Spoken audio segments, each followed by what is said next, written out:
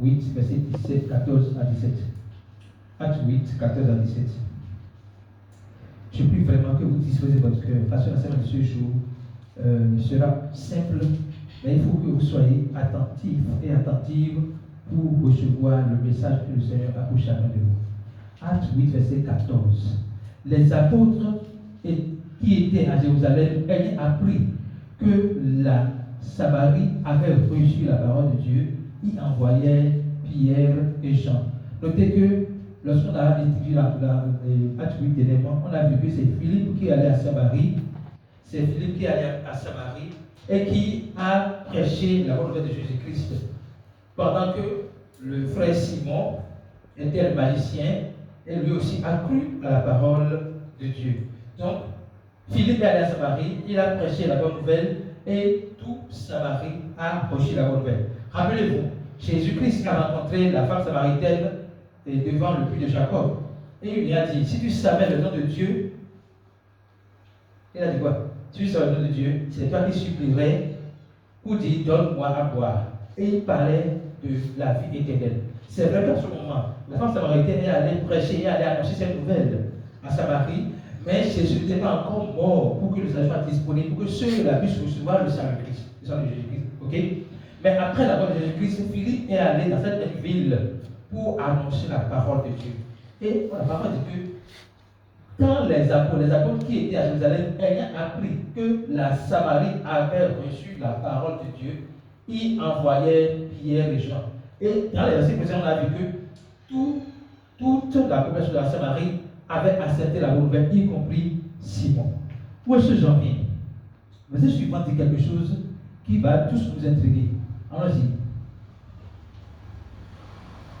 Ceux-ci, arrivés chez les Samaritains, prièrent pour eux afin qu'ils reçussent le Saint-Esprit. C'est pas fini.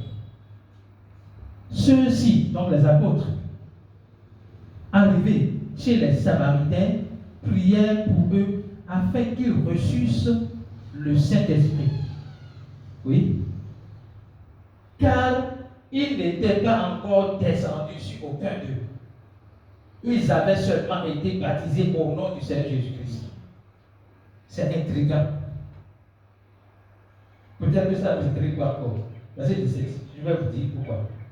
Alors, Pierre et Jean leur imposaient les mains et ils reçurent le Saint-Esprit.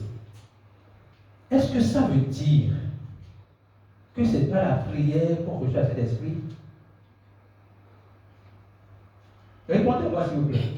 Parce que la raison pour laquelle les amis sont déplacés, c'est pour que, parce qu'ils sont venus, ceux qui ont déjà reçu la parole reçoivent maintenant le Saint-Esprit. Donc c'est la mission qu'ils sont venus accomplir. Ok, vous avez reçu la parole de Dieu. Ok, d'accord. Maintenant là, nous sommes venus pour que vous receviez en plus de la parole de Dieu, le Saint-Esprit. C'est intriguant. J'ai fait toute la semaine à réfléchir sur ça. Non. C'est sûrement une expression qu'ils ont donnée, mais qui ne veut pas dire ce qu'ils disent. Et donc, nous allons étudier aujourd'hui le baptême de Jean et le baptême de Jésus-Christ pour pouvoir comprendre ce verset. Donc, on va revenir ici. Le but de l'étude de ce matin, c'est pouvoir décoder ce verset. Acte 8, 14 à 17, c'est pouvoir décoder le message de ce verset. Donc, baptême de Jean. Baptême de Jean, on va voir cela dans Jean 1, verset 25 à 29, puis 32 à 34. Suivez attentivement. Jean 1, 25 à 39.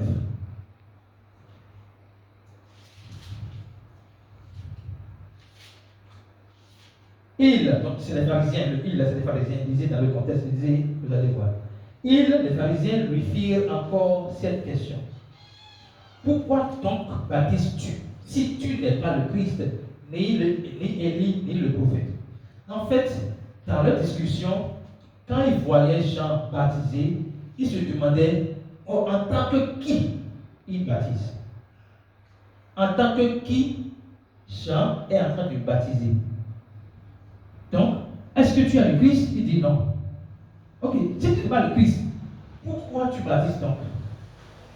Donc, Jean répond ceci. Allons-y, s'il vous plaît. Verset 26. Jean répond ceci. Jean leur répondit, moi, je baptise d'eau. Mais au milieu de vous, il y a quelqu'un que vous ne connaissez pas, qui vient après moi. Oui. Je ne suis pas digne de délier la pouvoir de ses souliers. Oui. Ces choses se passèrent à Béthanie, au-delà du Jourdain, où Jean baptisait. Verset 29. Le lendemain, il vit Jésus venant à lui et dit, voici l'agneau de Dieu qui ôte le péché du monde. Tout à l'heure, nous allons voir dans après le verset 32, pourquoi il dit, voici l'agneau de Dieu qui ôte le péché du monde à Jésus-Christ. Ok? La raison pour laquelle il a dit, voici l'agneau de Dieu qui ôte le péché du monde, se trouve dans la suite du verset. Verset 32, vous allez voir ça. On va voir ça. Jean rendit ce témoignage.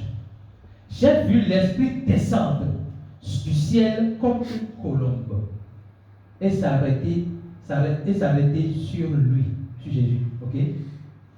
Allons-y. Je ne le connaissais pas. Notez bien que Jean-Baptiste est le cousin de Jésus-Christ. Il est le fils d'Élisabeth, qu'on avait appelé stérile. Et vous devez savoir, je peux beaucoup le dire en même temps, même si c'est une parenthèse, dans le dictionnaire de Dieu, il n'y a pas de stérilité. Toutes les femmes qui ont été appelées stériles dans la Bible ont tous eu des enfants. Élisabeth a été appelée stérile. Elle a eu un enfant, Jean-Baptiste. Ok? Donc il dit, je ne le connaissais pas. Pourquoi il était le cousin de Jésus-Christ? Donc c'est parce que tu marches avec Jésus, ou que tu connais, tu entends le nom de Jésus, que tu connais Jésus. Il faut écouter ça. C'est parce que tout le monde parle de Jésus. Et toi aussi tu dis, je connais Jésus. Que tu connais Jésus. Jean-Baptiste est le cousin de Jésus-Christ. Mais il dit qu'il ne le connaît pas. Il ne le connaît pas comment? Il le connaît en tant que son frère, en tant que son cousin. Mais il ne le connaît pas en tant que Christ. Ok? Il dit, je ne le connaissais pas. Mais celui qui m'a envoyé baptiser d'eau, celui-là m'a dit. Donc ça veut dire que quelqu'un a envoyé Jean-Baptiste baptiser d'eau pour une mission précise. Qui a envoyé Jean-Baptiste? C'est Dieu. Ok? Il dit, celui sur qui tu verras l'Esprit descendre et s'arrêter, c'est celui qui baptise du Saint-Esprit. Hein? C'est pas fini. Verset 34. Verset 34. Et j'ai vu, et j'ai rendu témoignage qu'il est le Fils de Dieu. Donc, lorsque Jean baptisait, lorsque Jésus est venu à Jésus-Christ, il a vu le signe que le Seigneur lui a donné. Tu verras sur lui descendre la colombe. Notez bien, c'est le seul qui a vu. C'est pas comme dans les films où on montre la colombe descendre sur Jésus-Christ et tout le monde voit. Non. C'est lui seul qui a vu. Et c'est lui seul qui, parce qu'il a vu, a témoigné qu'il est le Christ. Il est le premier. Jean-Baptiste est le premier à dire que Jésus est le Christ. Parce que Dieu l'a envoyé baptiser dans un seul but, faire découvrir le Christ. Qui était son cousin, mais qui ne le connaissait pas comme le Christ. Alors, résumé, le baptême de Jean n'est pas le baptême qui sauve. C'est important de noter ça. Le baptême de Jean n'est pas le baptême qui sauve. Le baptême de Jean est le baptême qui nous prédispose, nous prépare à recevoir le salut de Jésus-Christ. Le baptême de Jean a existé uniquement, je pèse mes mots, uniquement dans le but d'identifier le Christ. Ça suit. Le baptême de Jean est venu pour révéler Jésus-Christ, est le baptême de Jésus-Christ. Autrement, le baptême de Jean pointe du doigt le vrai baptême qui est celui de Jésus-Christ.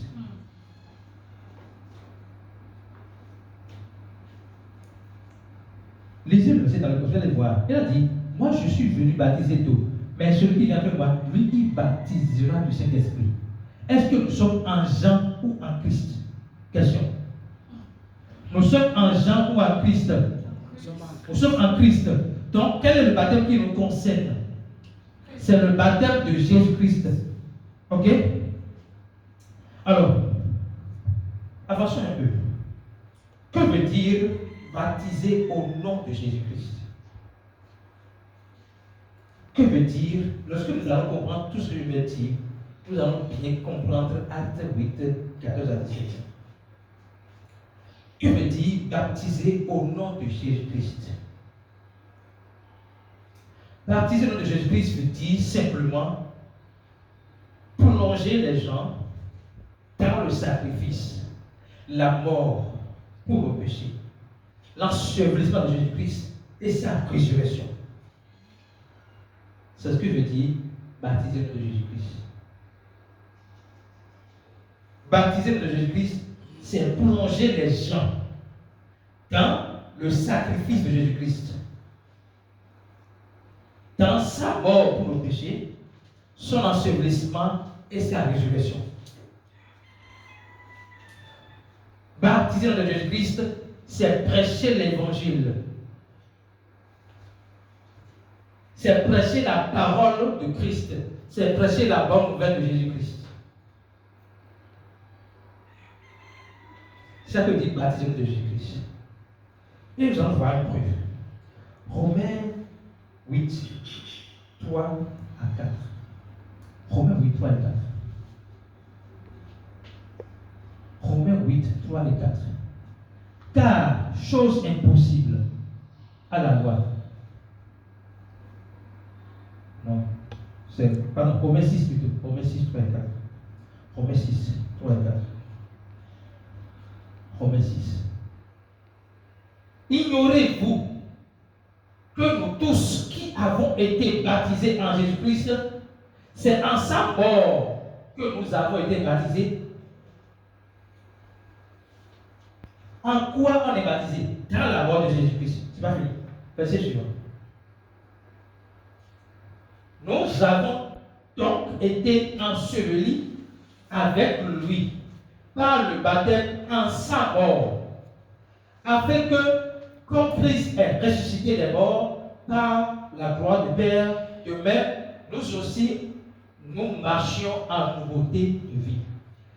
Le baptême du croyant, celui qui a reçu Jésus-Christ, c'est qu'il est baptisé dans la mort. Ça veut dire quoi? Il est plongé dans la mort de Jésus-Christ. Autrement, le processus du salut que nous avons reçu, de la rédemption que nous avons reçu, la personne qui croit, elle passe par le processus. Quel est le processus? Jésus-Christ est mort.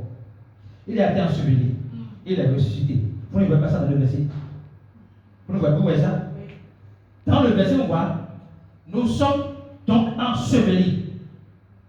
Nous avons donc été ensevelis avec lui. Donc, tu es mort avec Jésus-Christ. Tu es enseveli avec Jésus-Christ. Et tu ressuscites avec Jésus-Christ. C'est ça le baptême au nom de Jésus. Autrement, le baptême de Jean est physique. Le baptême de Jésus-Christ est spirituel. Je vais répéter ça.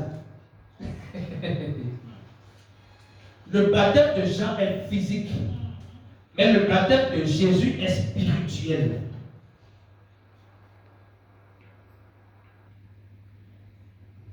Alléluia.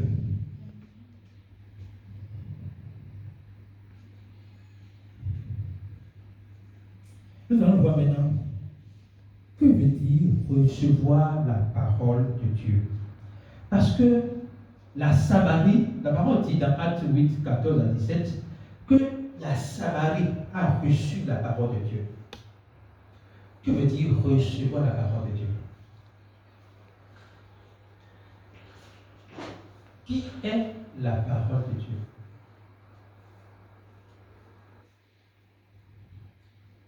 Ce que je vais dire, je prie que le Seigneur nous aide non seulement à l'accepter, à comprendre, à l'assimiler et à pouvoir également le défendre. La parole de Dieu n'est pas l'encre sur une feuille.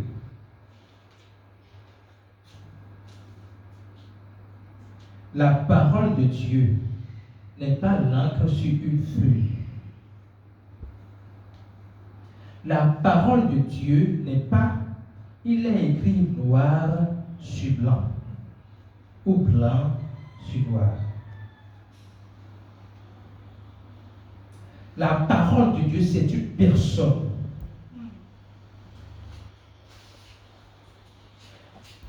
Quand la parole dit au commencement était la parole, il ne parlait pas de la Bible physique que nous avons dans la main.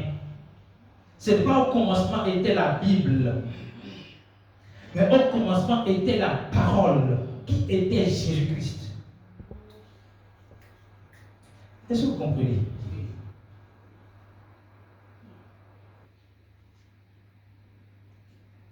La parole de Dieu n'est pas les lettres. Paul a dit, nous sommes ministres de la nouvelle alliance, non de la lettre qui tue, mais de l'esprit qui vivifie.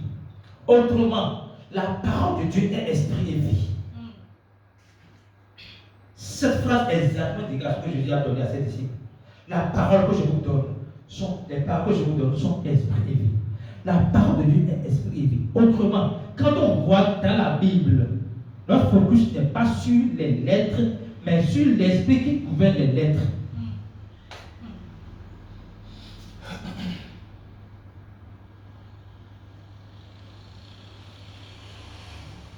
Jésus a essayé de montrer une image de la différence entre la lettre et l'esprit de la lettre. Il dit, il vous a été dit œil pour œil, dent pour dent.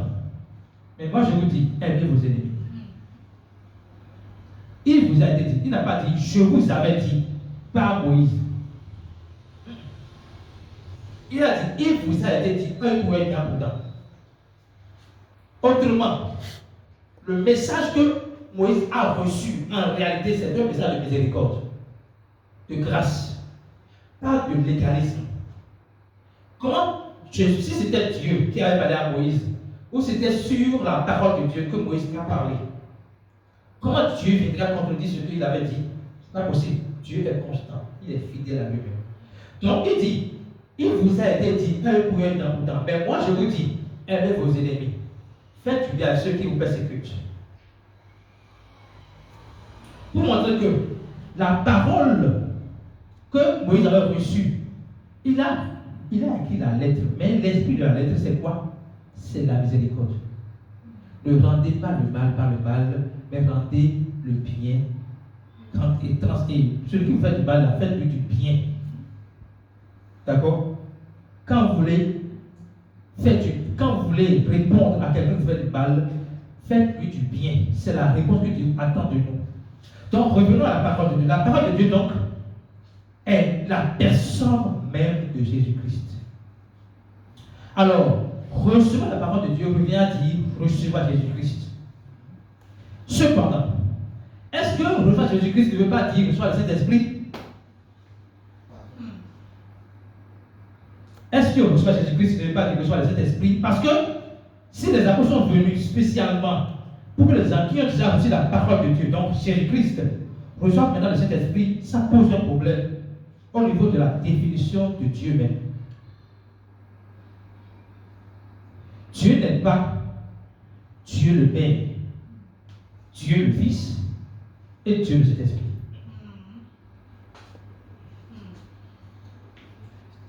Jésus a été clair à l'égard de la femme samaritaine. Dieu est esprit. Lisez esprit grand E au singulier. Dieu est esprit. Ça veut dire qu'au commencement, Dieu est esprit. Et en tant qu'esprit, il ne peut pas venir mourir pour les péchés du monde. Sans effusion de sang, il n'y a point le pardon des péchés. Il doit donc venir. mourir pour le monde. Et pour venir pour le monde, en tant que Dieu, il dit, je vais prendre le vêtement corporel de l'homme, me rendre semblable à l'homme, pour mourir pour l'homme. C'est pour cela quand il est venu en tant que bébé, on ne voyait pas le bébé. Comment on l'appelait? Emmanuel. God with us. Dieu avec nous. C'est comme ça qu'on l'appelait. Emmanuel, Dieu, Esprit, dans un vêtement corporel, avec les hommes. Est-ce que vous suivez? Donc, Dieu égale Jésus. Maintenant, comment Jésus-Christ est égal au Saint-Esprit? Lorsque Jésus-Christ est mort sur la croix, il a été enseveli, ressuscité, il a rendu l'Esprit Saint disponible. Et l'Esprit Saint, c'est qui en réalité? C'est Dieu, non plus avec nous, mais en nous.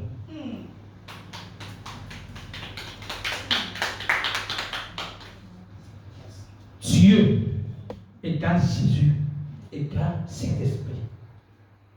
Donc, c'est impensable que les apôtres qui ont passé avec Jésus-Christ quittent Jérusalem pour la Samarie, juste pour prier pour quelqu'un afin que la personne reçoive le Saint-Esprit. C'est impossible. Alors nous allons voir rapidement quelques versets qui attestent que celui qui a reçu Jésus-Christ a reçu le Saint-Esprit. Jean 1, verset 12 et 13. Jean 1, verset 12 et 13.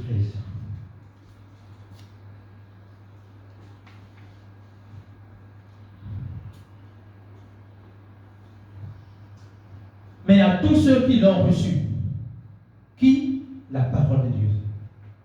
À ceux qui croient en son nom, au nom de Jésus-Christ, elle a donné le pouvoir de devenir enfants de Dieu. Mais comment? Lesquels sont nés, non de la chair, ni du sang, mais, ni de la volonté de l'homme, mais de Dieu lui-même. Dieu étant esprit. Ils sont nés comment? Ils sont nés d'esprit. Comment on peut être né d'esprit et ne pas avoir d'esprit? Nous sommes là. Comment on peut être né d'esprit et ne pas avoir d'esprit? Comment je peux être né de mon père et ne pas avoir l'ADN de mon père? L'ADN du croyant, c'est l'Esprit Saint en lui. Donc, si je suis né d'esprit, Dieu, je porte en moi l'Esprit de Dieu. Est-ce que c'est clair? Deuxième verset. Galates 3, verset 2. Galates 3, verset 2.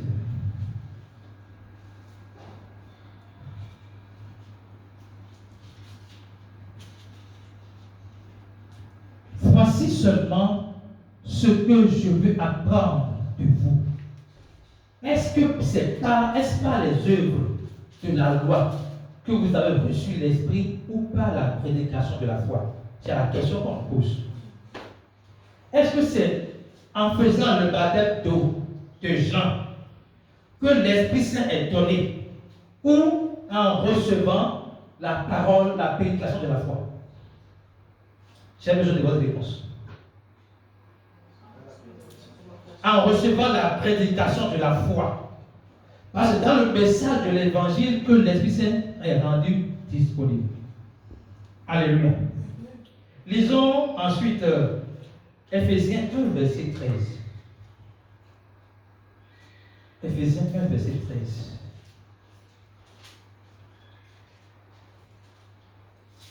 En lui, vous aussi, après avoir entendu la parole de vérité, l'évangile de votre salut, en lui vous avez cru et avez été scellés du Saint-Esprit qui avait été promis. Avait été. C'est-à-dire que tu as cru, c'est qu'en même temps, tu es scellé du Saint-Esprit. Comment celui qui a cru? Donc, comment celui qui a reçu la parole de Dieu? Reçu la parole de Dieu dit croire en Jésus-Christ. Comment celui qui a reçu la parole de Dieu, qui a cru en Jésus-Christ, et qui est déjà sur cet esprit, on dit qu'on va venir maintenant prier pour qu'il reçoive cet esprit. Ça veut dire que l'apôtre Luc, qui a écrit par les apôtres, passait un autre message que ce qu'il a écrit. Alléluia. Et un témoignage de cela, se trouve dans Actes 10, verset 44.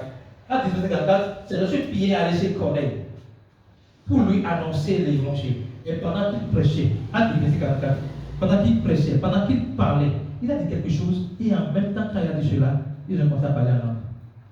Non, reviens à 43, je vais vous montrer ce qu'il a dit. Avant que le parole ne vienne, il dit, tous les prophètes, on parle de l'Ancien Testament, tous les prophètes rendent de lui le témoignage que quiconque croit en lui reçoit par son nom le pardon des péchés. Quiconque croit en Jésus-Christ reçoit par son nom le pardon des péchés. Dès qu'il a fini de dire ça, et que Corneille et sa famille ont cru à l'instant même, verset 44, ils ont commencé. On dit, la parole dit, comme Pierre prononçait encore ces mots, le Saint-Esprit descendit sur tous ceux qui écoutaient la parole. Donc, quand il lui a dit, quiconque croit au nom de Jésus-Christ reçoit par cette foi le pardon des péchés, en même temps, par cette foi, ils ont reçu le Saint-Esprit. Donc, c'est impensable que Luc voudrait dire ce qu'il a dit. Donc, on revient maintenant à Actes. Nous sommes presque à la fin. On revient à Actes des Apôtres, chapitre 8, versets 14 à 17. Actes 8, 14 à 17.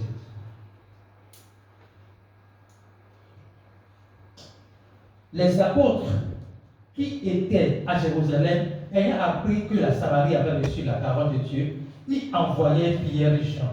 Oui. Ceux-ci, arrivés chez les Samaritains, prièrent pour eux afin qu'ils reçussent ce Saint-Esprit. Point d'interrogation. On va venir là. Allons-y. Car, cet esprit de il a cet esprit. Car ils n'étaient pas encore descendus sur aucun d'eux. Ils avaient seulement été baptisés de Jésus-Christ. Seulement. Je vous ai dit que le baptême de Jean ne sauve pas. Ce qui a fait le fait de recevoir la parole, c'est ça qui les a sauvés. Le baptême, c'est une formalité. Ce n'est pas le baptême d'eau là qui sauve. Le baptême d'eau a pour mission de révéler Christ. Alors, si tu as déjà Christ et que tu fais le baptême d'eau, tu es en train de dire que tu n'as pas la révélation de Christ. Vous comprenez ce que je dis? Tu as Jésus-Christ.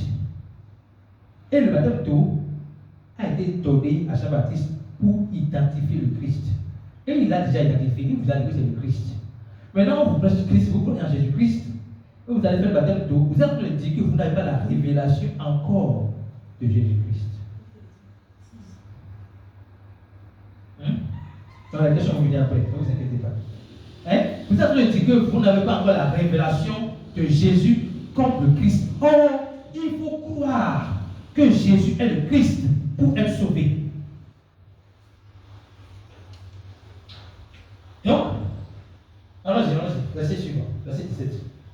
Alors, Pierre et Jean leur imposaient les mains et ils reçurent cet esprit. Je vais déconstruire deux mensonges dans ce verset. Permettez-le voir. Même si les apôtres cela peut fâcher, permettez-le voir. Deux mensonges. On ne reçoit pas le Saint-Esprit en priant.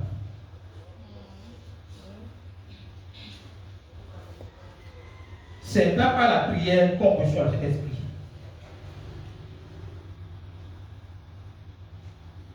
Recevoir le pardon des péchés, c'est pas la foi en Jésus-Christ.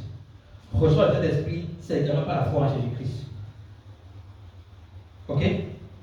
Ce n'est pas par l'imposition des mains qu'on reçoit le Saint-Esprit.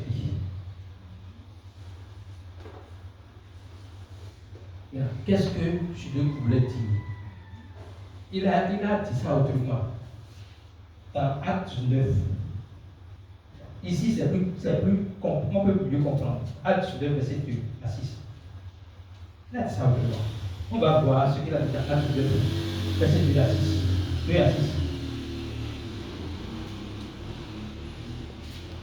Donc, on va aller à un alors pour voir le contexte. Alors, s'il vous plaît. Pendant qu'Apollos était à Corinthe, Paul, après avoir parcouru les hautes provinces de l'Asie, arriva à Éphèse et a rencontré quelques disciples et leur dit. Il rencontre qui? Les disciples.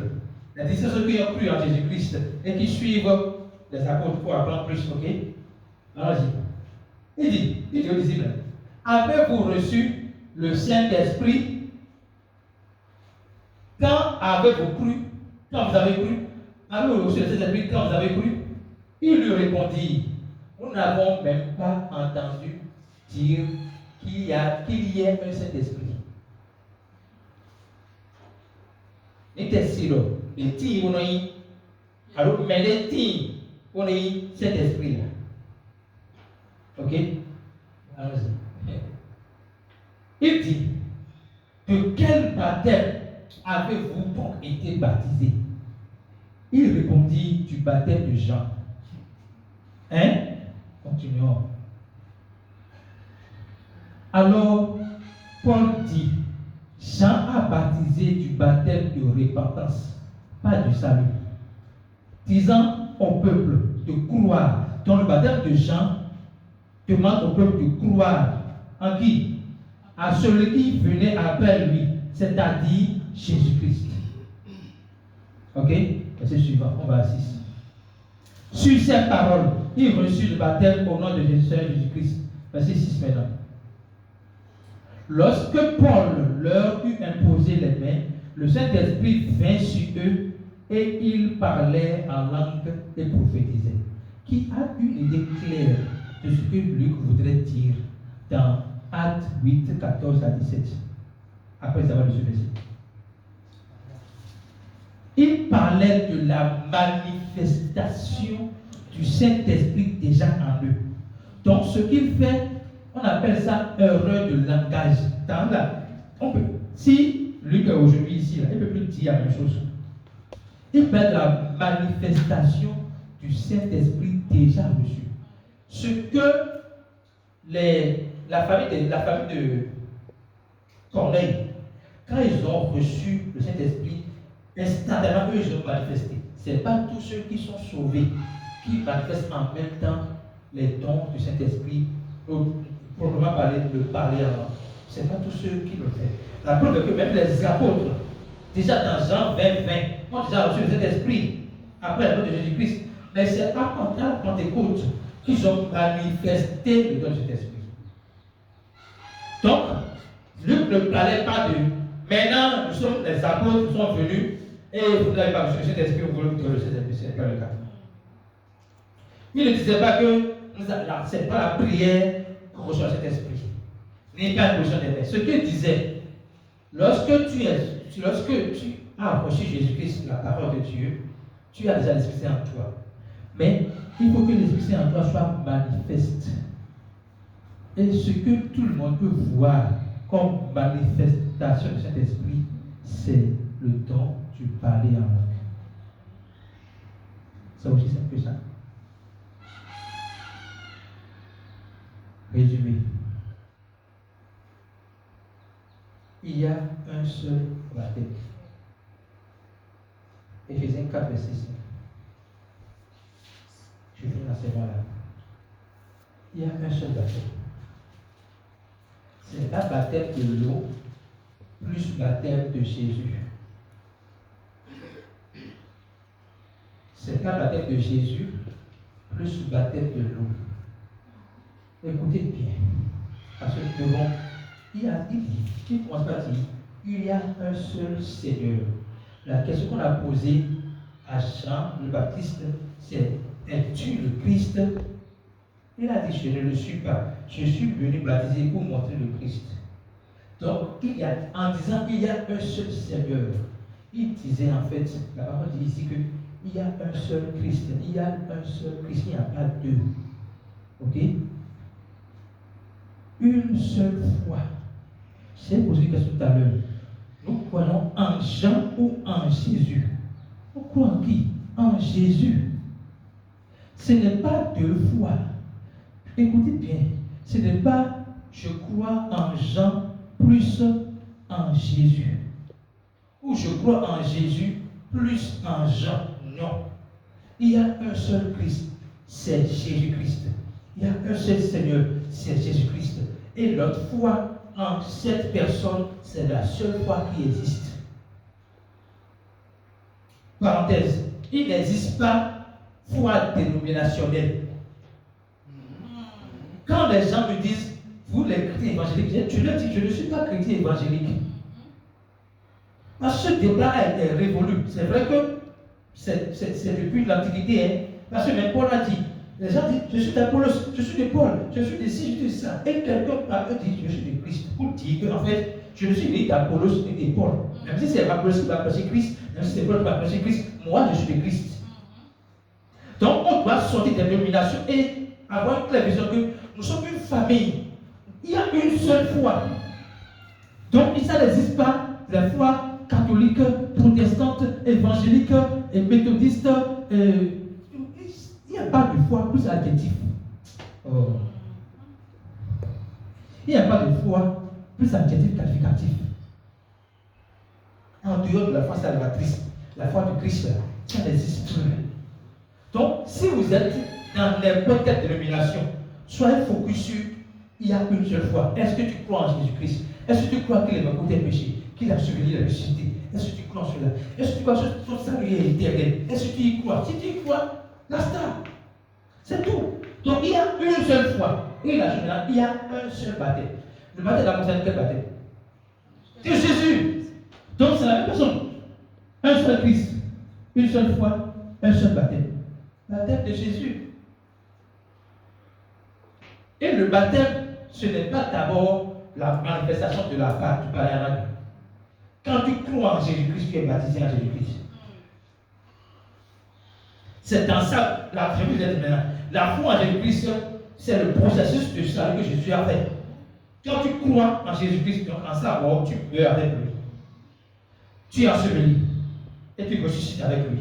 Autrement, la personne que tu étais avant de croire en Jésus-Christ, tu n'es plus la personne là. C'est pour cela qu'on dit que nous sommes passés de la mort à la vie, des ténèbres à la lumière, d'esclaves à fils libre. Alléluia. Alléluia. Est-ce que vous avez compris le message ce matin? Est-ce que vous avez compris? Alléluia. Levons-nous sur le pied, nous allons dire l'expression.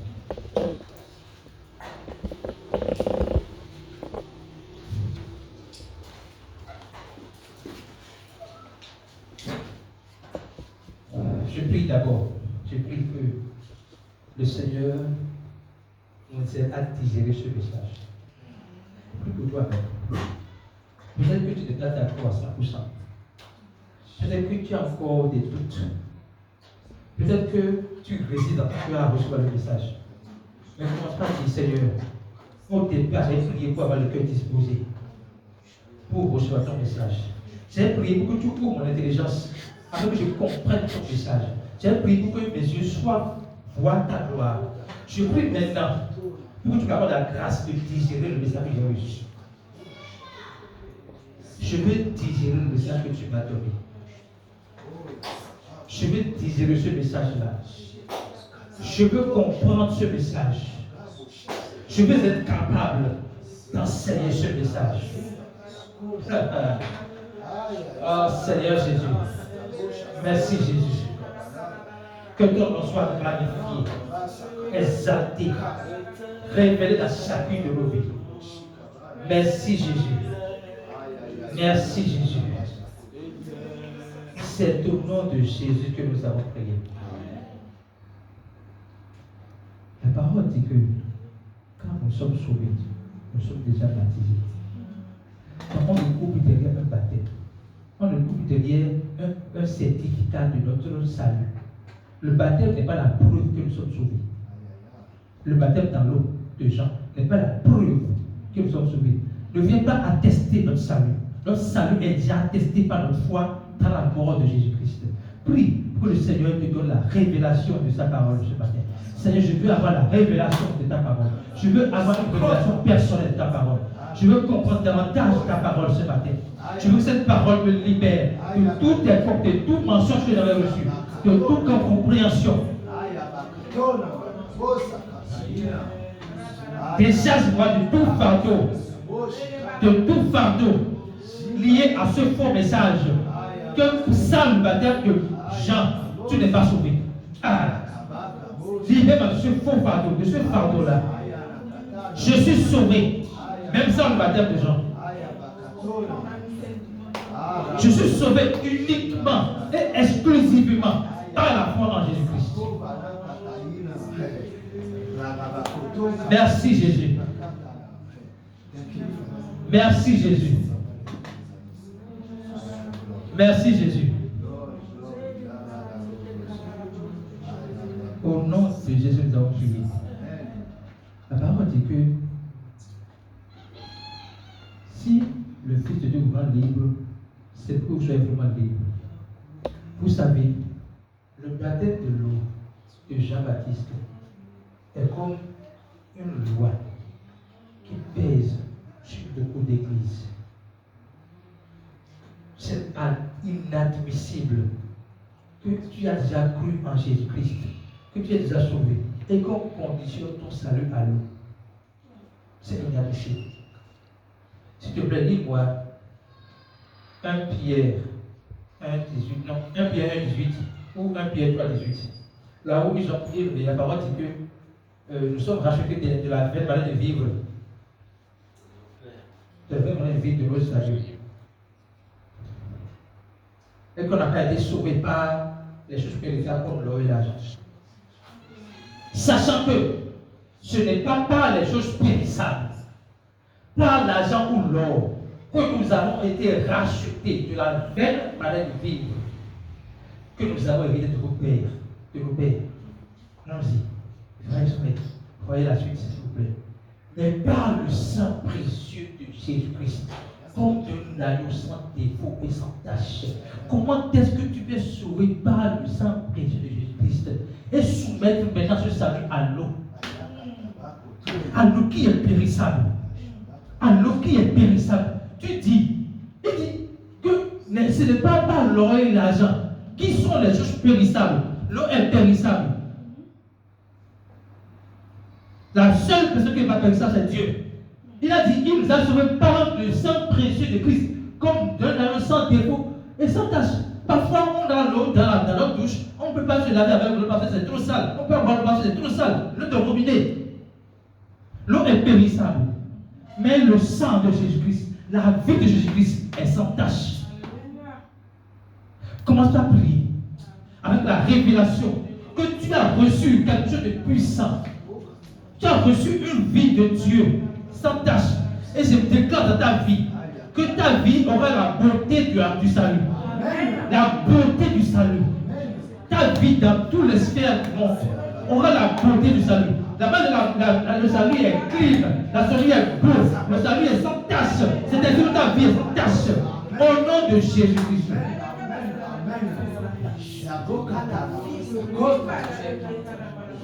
Merci Jésus. Merci Jésus. Prie maintenant. Prie que Dieu te donne la force de passer ce message avec puissance et assurance. Vous savez, une chose qui a appelée dans l'étude, c'est la prière des apôtres. Quand ils étaient persécutés, incompris, ils disent Seigneur, vois leur menace. Il n'a pas dit ne les tue pas. Il n'a pas dit ne leur fais du mal, fais-leur du mal. Il n'a pas dit tu, il n'a pas dit fais-leur du mal, il dit vois leur menace. Mais donne-nous d'annoncer ta parole avec assurance et puissance. C'est pour cela que je veux que tu pries maintenant. Que je te donne la grâce, la force d'annoncer sa parole dans ton environnement, dans ta maison, dans ton service, avec assurance et puissance. Oui, Seigneur, prie s'il te plaît. Que je te donne la grâce, la force d'annoncer son message, son évangile, sa bonne nouvelle, avec assurance et puissance.